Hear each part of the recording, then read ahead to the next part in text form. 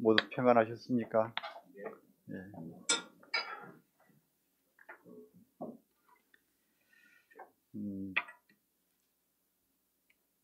우리가 주님을 뵐 때마다 먼저는 주님의 영광을 돌리기 위한 우리가 찬송을 드리잖아요. 예배 가운데. 그리고 또 회중이 그분께 신앙을 고백하고 죄를 고백하고 용서가 선포되고 그리고 또 봉헌을 하게 되고 소위 말씀을 해석하는 자의 입을 통하여 설교를 듣게 되고 그런 여러 가지 과정들이 있습니다. 우리는 늘 그래서 행복하죠. 하나하나에 의미가 있고 제의적인 뜻이 있기 때문에 매우 행복합니다. 제가 보기에는 신앙생활을 하는 게 힘든 게 아니라 교회 생활을 하는 게 좀 힘든 것 같아요. 우리 아주 본질적인 얘기를 좀 해보자면요. 교회 다니고 교회를 섬기고 교회의 일원이 되어 있는 그 일이 아주 기쁘지만은 않다는 뜻이거든요. 그게. 아니 예수 믿고 교회 다니고 부름받아서 살아가는데 얼마나 기쁜 일인데 얼마나 좋은 일인데 그렇게 생각할 수 있어요. 당연히 저도 그렇게 생각을 하는데 현실적으로 우리가 우리의 심령 내부에서 느끼고 있는 감성, 감각이 어떤 것이냐 좀 진단을 정확하게 할 필요가 있다고 드리는 말씀입니다. 우리 지금 우모름 교회는 매우 프레시하다고 저는 생각을 해요. 그런데 제가 다른 교회를 가서 예배를 드리고 미국 같은 데서도 루트란이나 성공회나 예배를 드리면요. 그 예배가 굉장히 형식이 많아요.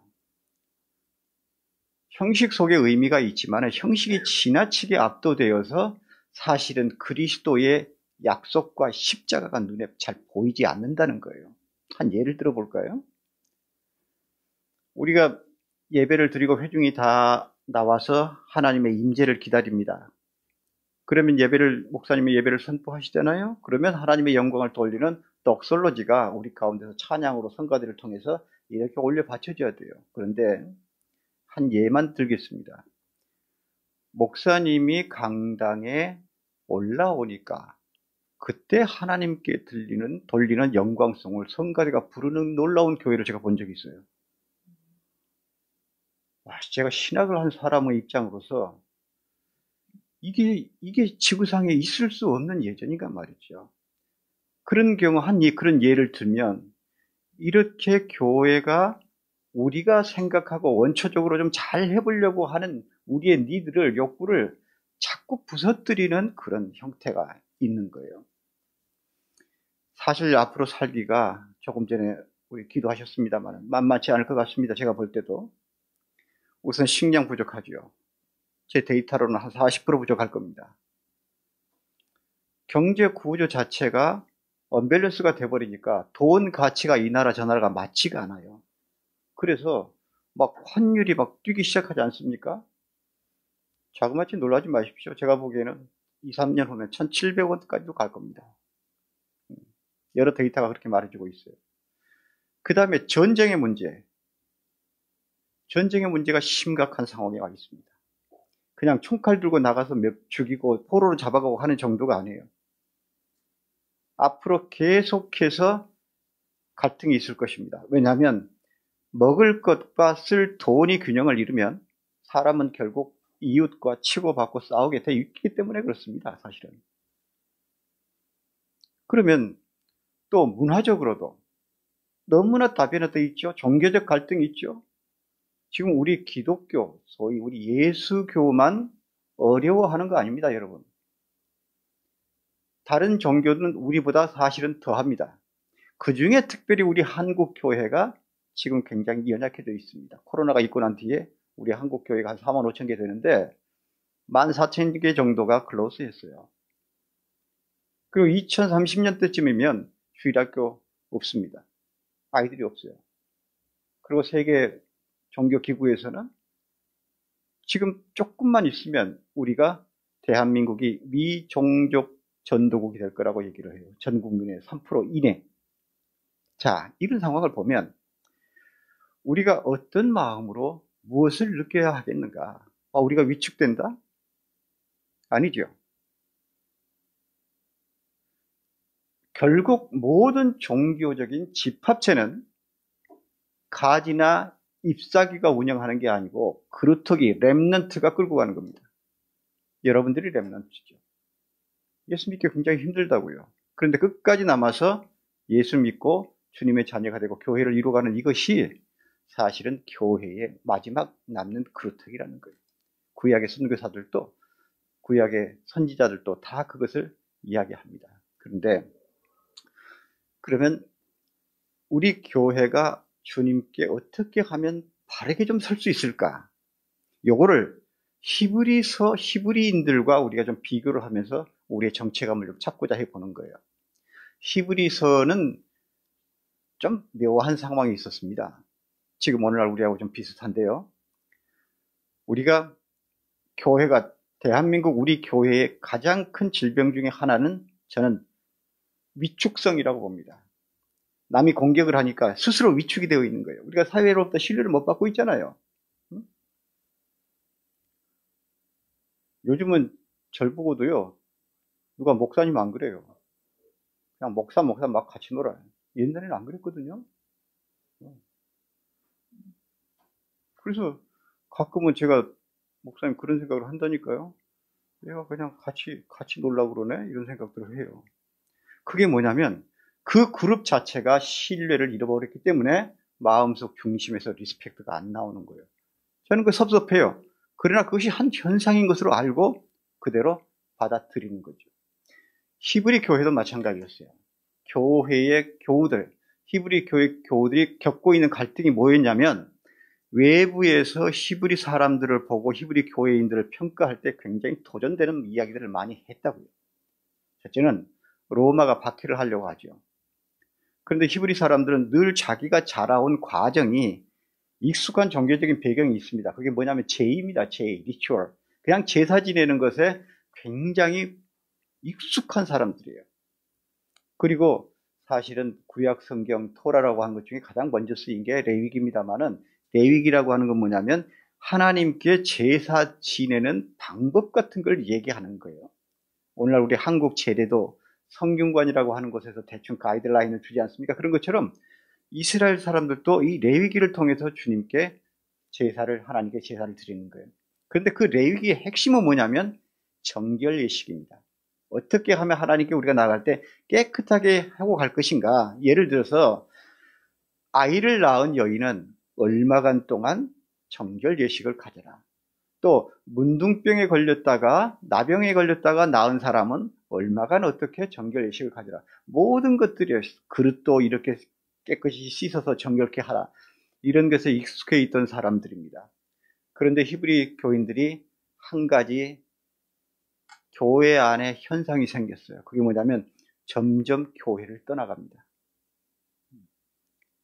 교회를 떠나가는 것은 히브리인들의 자기 조국의 박해도 있었지만은 로마의 종교적인 박해도 있었고 제의의 성격 자기들이 갖고 있었던 어떤 관습이 지금 새로운 교회, 신약 교회와 맞지가 않는 거예요. 그래서 점점 떠나가는 겁니다. 그런데 그 이유라는 게 뭐냐면 매우 심플합니다. 첫째는 우리 인간이라고 하는 존재, 그리고 천사라고 하는 존재의 관계, 여기에 대해서 소위 말하면 신학적 논쟁이 붙지요. 그래서 주님께서 사도 바울님을 통하여, 저는 히브리서를 사도 바울님이 썼다고 보는 사람 중에 하나입니다만, 사도 바울님을 통하여 야 성도들아, 왜 너희들은 너희 존재를 과소평가하느냐? 하나님 안에서 우리는 누구요? 천사보다 더 큰 자니라. 천사는 우리를 시중 들고 They are our helper. 그들은 우리를 돕게 하기 위한 거지 왜 너희들이 천사들보다 약하다고 생각을 하냐? 그렇게 생각해요. 그래서 여러분들에게 질문 하나 해볼까요? 귀신하고 나하고 싸우면 내가 더 크다. 손 들어보세요. 귀신이 더 무섭고 크다. 손 들어보세요. 천사가 나보다 크다. 내가 천사보다 위다. 이런 상황이란 말이죠. 그러니까 천사들도요, 사실은 우리가 귀신론이나 천사론을 얘기할 때 굉장히 예민한 영적인 부분이 있어요. 그래서 보통 그게 신학적으로 정립하기가 어렵고 안 하는데요. 천사들 중에도 여러 가지 계단이 있습니다. 예를 들어서 미카엘이 있고, 게이브리엘이 있고, 우리 가브리엘 천사라고 그러잖아요. 그리고 이제 천상에서 하나님을 거룩하게 찬양하는 그런 케루빔, 스랍들이 있어요. 그런 그 여러 천사들이 있는데, 성경이 말하는 천사의 정의는 피조물이고, 천사는 피조물입니다. 스스로 생긴 애 아니에요. 피조물이고, 우리 성도들을 돕기 위한 하나님의 메신저예요. 그래서 천사가 우리 각 사람에게 하나씩 붙어 있다? 그렇게는 볼 수 없지만은, 우리를 도우시는 하나님의 영적인 존재이다. 그런데 주님은 누구냐? 우리가 천사보다 크듯이 예수 그리스도는 천사보다 훨씬 크신 분이다. 여기가 한 가지 정의입니다. 히브리 교회에. 그리고 이제 두 번째 문제가 생겼어요. 모세, 구약 성경의 소위 근본을 형성한 것은 인물들입니다. 하나님의 역사를 제외한 모든 것들을 보면 모세, 여호수아, 아브라함 누구 전부 해가는 그런 인물들의 전기가 하나님의 말씀에 큰 흐름을 이루어 가고 있죠. 그런데 이스라엘 사람들은 모세를 크게 여겼습니다. 모세가 십계명도 받았고 모세가 율례도 규정했고 이렇게 해서 모세하고 예수님의 관계가 도대체 어떻게 된 거냐 하는 데 대한 의문을 갖게 되고 논쟁이 붙고 사람들이 떠나가기 시작한 거예요. 근데 사람은 약한 특징 중에 하나가 있습니다. 예를 들어서 A가 나하고 둘이 논쟁을 한다고 합시다. 그럼 A가 아주 거세게 도전할 거 아닙니까? 논리적인 도전이라는 것은 굉장히 아파요. 여러분, 이 주먹으로 한 대 맞은 건 참을 수 있는데 논리적 논쟁에 있어서 꽂히면 굉장히 아픈 겁니다. 그래요. 그런데 이제 논쟁이 붙었단 말이죠. 모세하고 예수님하고. 그럴 때 사람들이 어떻게 결론을 내리냐면 모세는 하나님의 집에서 일했던 스튜디오들, 일꾼이고 예수 그리스도는 하나님 자신이면서 하나님 집의 아들이다. 일꾼과 아들은 다르잖아요. 지금 우리가 아드님을 믿고 있는 거예요. 예수님을. 그래서 이런 거 가만히 한번 생각을 해보시라고요. 우리가 예수님을 아들로 믿고 있다. 그런데 또 얘기가 있었어요. 그럼 예수님이 제사장인데 아론의 제사장하고 레위들 아론의 제사장하고 예수님의 제사장직은 도대체 어떻게 다른 거냐? 결론을 내려줍니다. 아론의 제사라고 하는 것은 제사장들이 흠이 있고 한계가 있는 인간이기 때문에 계속해서 자기들도 용서받아야 되고 계속해서 짐승을 바쳐도 해야 되지만 하나님 자신이신 예수 그리스도는 단번에 우리를 위하여 제사를 지내시고 지금 어디에 계시다? 하나님의 우편에 앉아 계시고 영원한 제사장이시다. 그런데 예수님의 제사장은 마치 누구와 비교할 것 있겠느냐 하면 멜기세덱의 반차, 소위 반차라고 하는 것은 라인이라는 얘기입니다. 멜기세덱의 라인에 예수 그리스도가 속할 것이라고 봐도 무방하다. 이건 굉장히 exactly 비교한 게 아니에요. 왜 그러냐면 예수님은 하나님이신데 멜기세덱이라는 것은 제사장인데 그 근원을 알기 어려운 묘한 신비로운 인물입니다. 그래서 아론의 제사장, 아론의 제사는 흠이 있고 또 매번 제사를 지내야 되지만 예수님의 제사는 단번에 자기의 육신을 찢고 휘장을 찢고 우리를 지성소로 갈 수 있는 길을 여셨다. 그렇게 얘기하는 겁니다. 여러분, 지금 예루살렘 성전에 여러 뜰이 있지요. 못도 있고 그리고 문을 열고 들어가면 이제 회당 같은 것들이 있고 또 조금 안쪽으로 들어오면 성소가 있고 그 다음에 지성소라고 있는데 여기는 아무나 못 들어갑니다. 1년에 대속죄일 때 제사장이 한 번 들어가요. 한 번 들어가는데 하나님의 얼굴을 뵙기 때문에 무서워가지고 제사장의 도포에다가 방울과 실을 매달아가지고 이렇게 흔들어요. 그러면 제사장이 내가 아직 살아있다 그러면 옷을 이렇게 잡아당기고 툭툭 털면 아, 지금 제사장이 지성소에 들어가서 아직 죽지 않고 살아있구나 하는 것을 서로 알렸어요. 그런데 그 지성소로 들어갈 때 휘장을 엽니다. 큰 휘장을 여는데 예수 그리스도의 몸이 찢기면서 돌아가시면서 그 휘장이 찢어집니다. 거기로 우리가 이제는 만인의 제사장으로 들어갈 수 있다고 하는 것이 성경의 해석이고 우리 개신교의 입장입니다. 여기까지 오셨습니까? 조금 지루하시죠? 그래도 여러분, 난 설교자로서 이렇게 생각해요. 별 큰 내용도 없이 왼손 들고 할렐루야, 오른손 들고 할렐루야 박수 칩시다 이러고서 40분 끝나면 재미가 없잖아요. 근데 결국은 이 주님의 말씀을 선포하는 소위 설교라고 하는 것은 해석입니다. 해석이기 때문에 약간 강론식으로 가더라도 편안하게 생각하세요. 오히려 그것이 훨씬 더 낫습니다. 그런데 멜기세덱까지 왔는데, 그러면 히브리 사람들아, 도대체 우리가 주님의 사람으로 누려야 할 최종적인 목적이 뭐냐? 이 현실에서 그것은 바로 안식이다.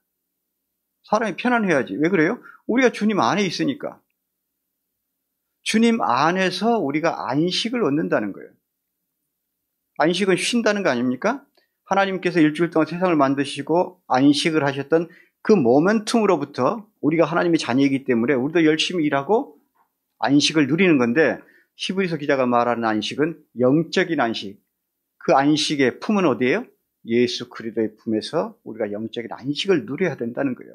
그리고 교회를 떠나가는 사람들에게 이제 이렇게 얘기하는 겁니다. 하여튼 이 히브리 교회를 떠나간다기보다도 그 당시에 교회가 기울어져 가는 전체적인 어떤 영향권 속에 있는 성도들에게 이 워닝을 시작한 거예요. 그게 뭐냐면, 왜 너희가 안식을 누리지 못하는가? 왜 우리가 안식을 누리지 못할까? 왜 우리의 심령이 불편할까? 그 얘기는 좌우에 양날선 검 같은 주님의 말씀, 우리의 관절과 혼수를 다 골수를 쪼개서 아는 그 주님의 말씀을 우리의 존재적인 삶으로 매치를 못 해왔다는 거예요. 매치를.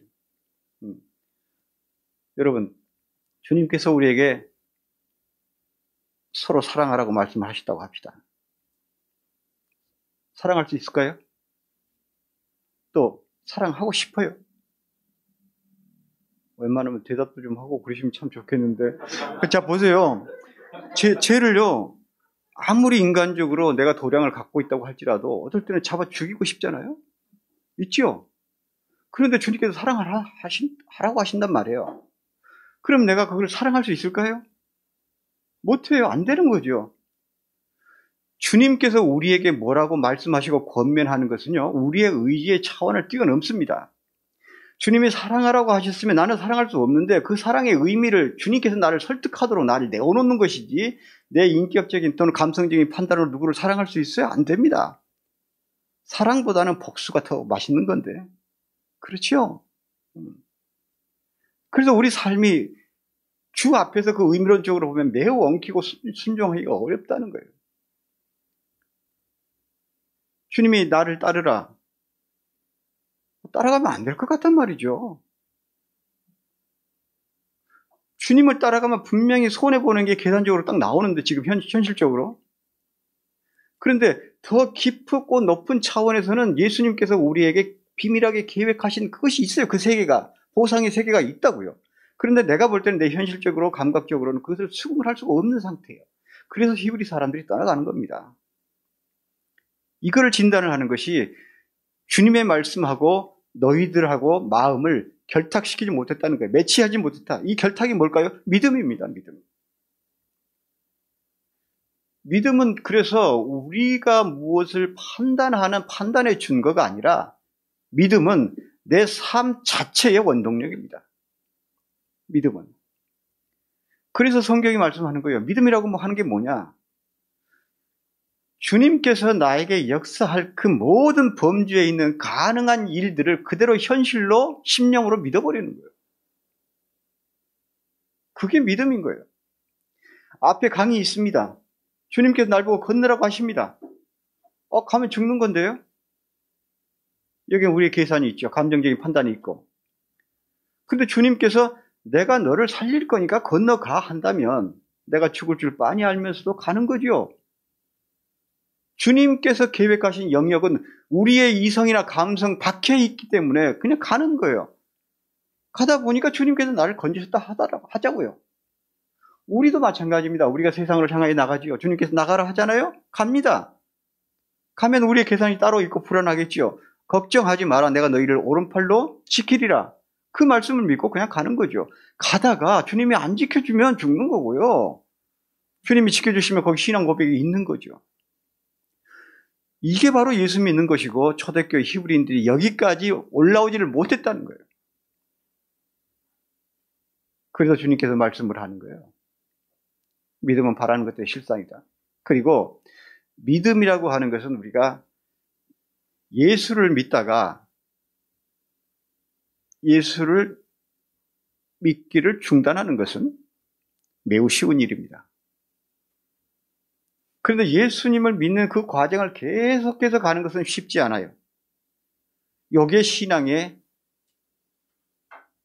굉장히 이해하기 어려운 그 세계 역학이 있는 겁니다. 자, 보세요. 아브라함을 믿음으로 예로 듭니다. 주님께서. 계속 히브리 성경에 그게 나와요. 아브라함이 하나님의 부름을 받고 믿었더라. 근데 믿음이라고 하는 것은 자기가 그 대상 앞에, 나를 부른 하나님 앞에 나를 어떻게 리스판스하고 드리느냐 하는 그 형국이라는 게 따로 있습니다. 그 모양이라는 게 따로 있어요.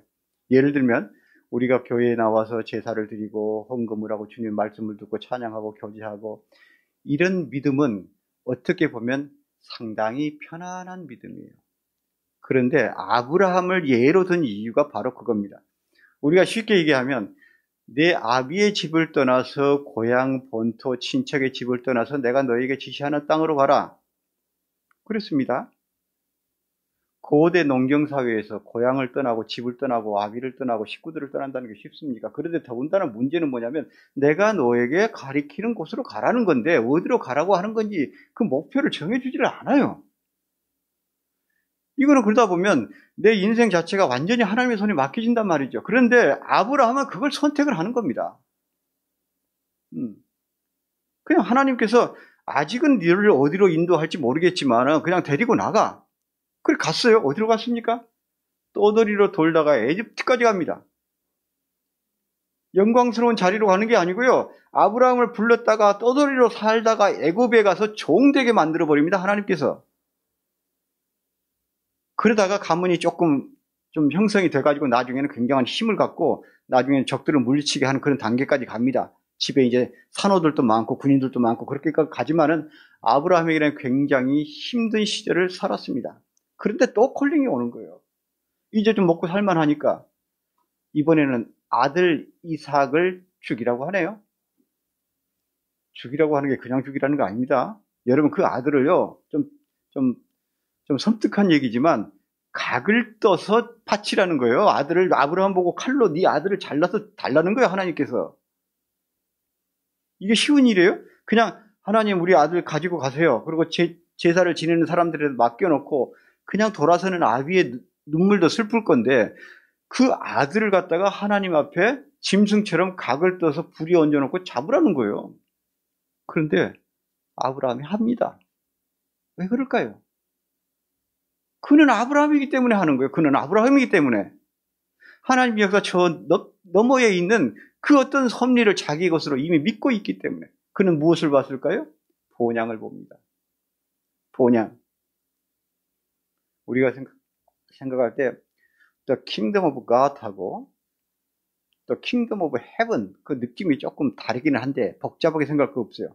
그러니까 우리가 말하는 Heaven, 천당을 아브라함은 이미 마음에 품고 있었다는 거예요.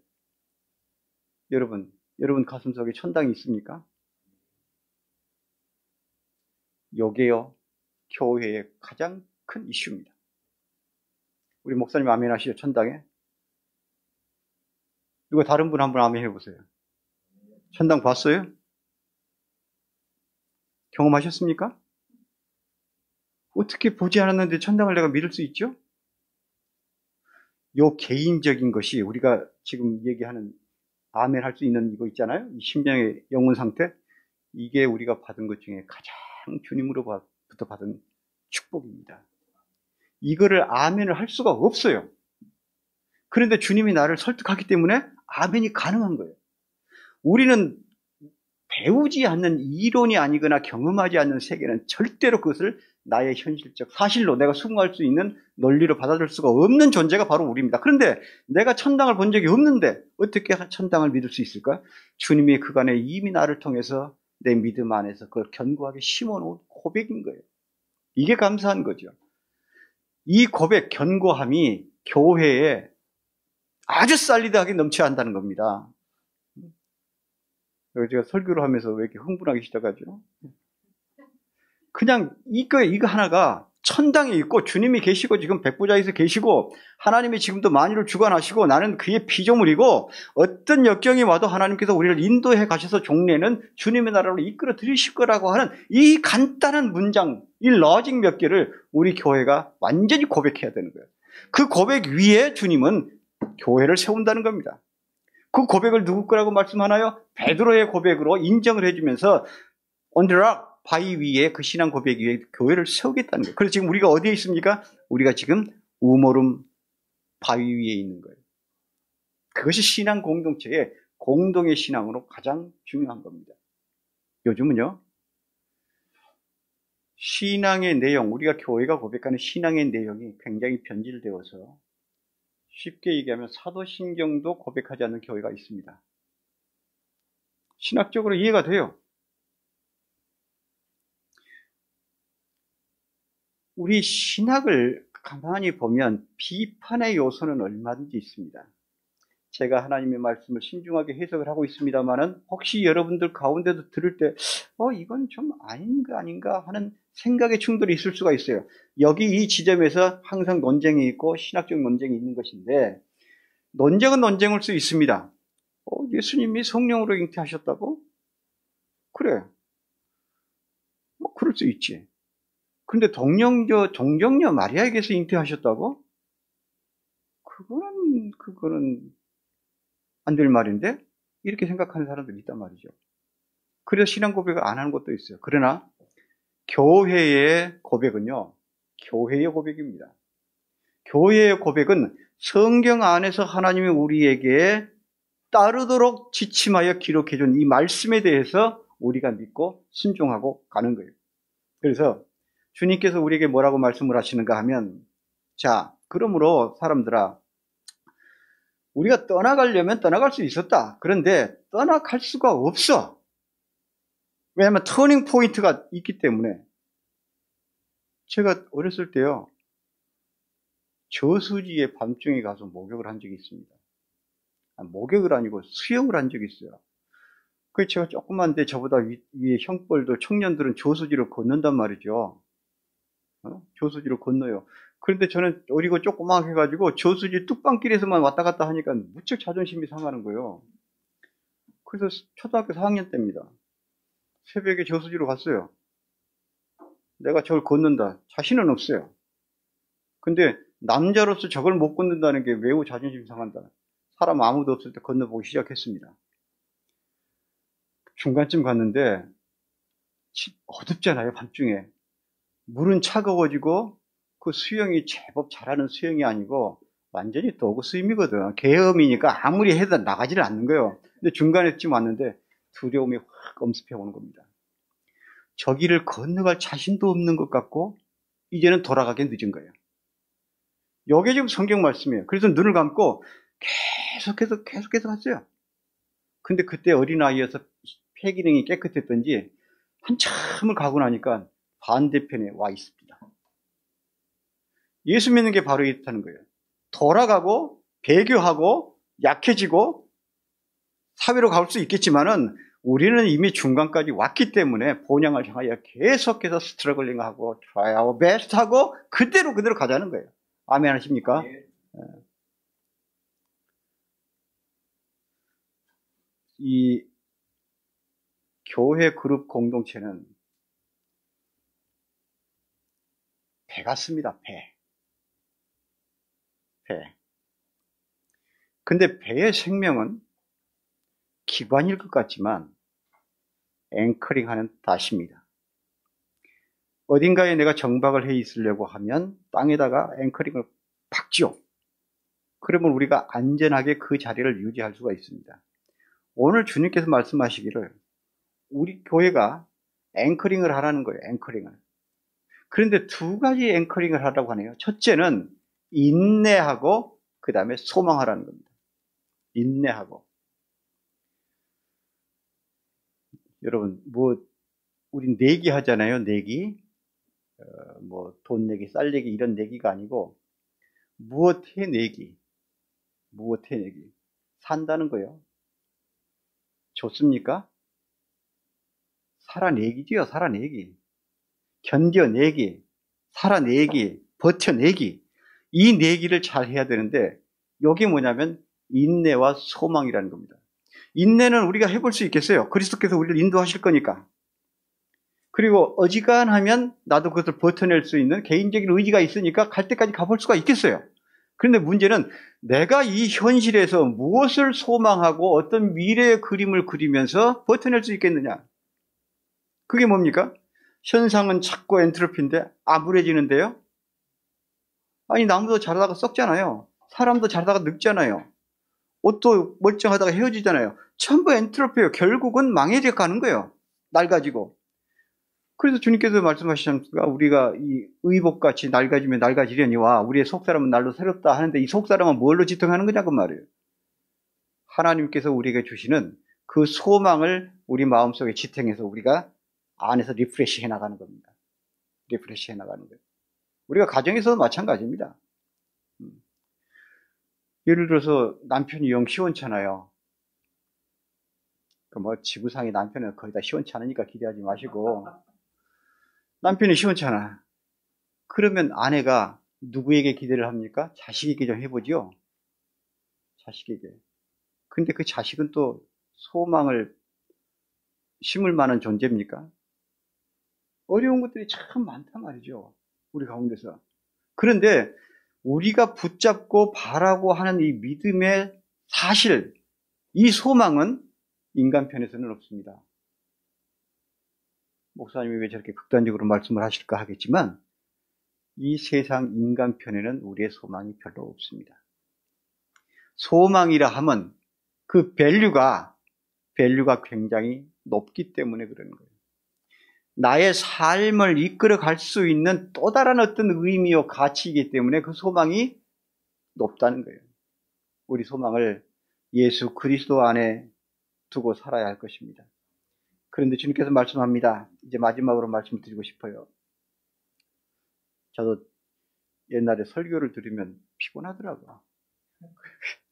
그래서 이제 정리를 하려고요. 제가 준비한 게 굉장히 많은데 이걸 여기서 정리를 해야 되겠어요. 여러분, 주님이 우리를 다스리는 제사장인데 우리가 갖고 있는 어떤 자세가 있어야 할 거라고 말씀을 합니다. 그게 뭐냐면 우리가 대제사장이신 예수님이 계시기 때문에 우리의 마음이 이제는 뭔가 씻음을 받은 거예요. 누구의 피로? 예수 그리스도의 피로 씻음을 받았습니다. 그렇다면 우리가 한 사람 한 사람 손을 잡고 주님께로 같이 공동의 소망을 갖고 나가야 되는데 그 말씀이 어딘가? 마음과 한 마음과 온전한 마음으로 믿음으로 하나님께 나아가자. 참 마음과 한 마음 그 믿음으로 온전히 하나님께 나아가자. 그렇게 말씀을 합니다. 우리의 마음이 물로 씻었어요. 그런데 이 씻은 우리의 마음이 또 불결해지죠. 여러분, 내가 죄를 지었으면 이 죄를 위해서 계속해서 희생 제사를 드리고 죄 용서를 받고 회개하고 그래야 됩니까? 아니면 예수 그리스도 안에서 단번에 용서하신 그 피의 능력이 우리를 계속적으로 구원을 얻을 수 있도록 소망을 유지하고 계십니까? 어느 쪽일까요? 후자지요. 근데 이게 굉장히 중요했던 거예요. 이스라엘 사람들은 종교 문화적으로 매번 제사를 지내지 않으면 못 견디는 사람들이었단 말이에요.